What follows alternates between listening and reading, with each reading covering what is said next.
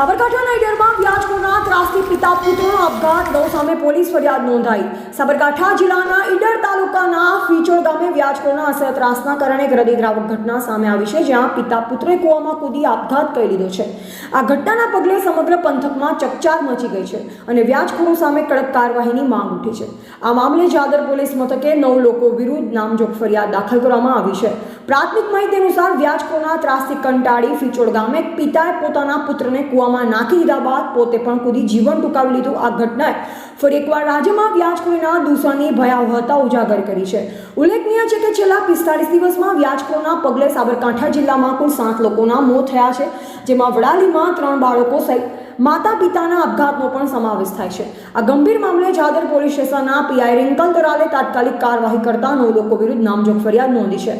આ ફરિયાદમાં વ્યાજખોરી સહિત દુષ્પ્રેરણાની કલમો ઉમેરવામાં આવી છે।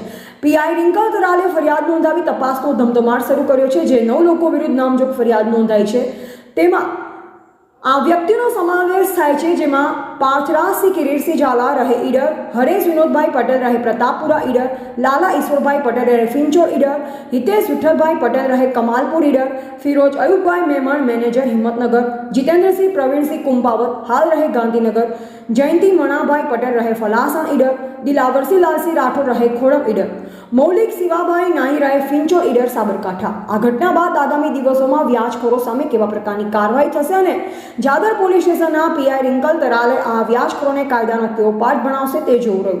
આ મામલે પોલીસની વધુ તપાસ ચાલુ છે। એવા રાજકમલસિંહ પરમાર, ભારતીય સ્મિતા, સાબરકાંઠા।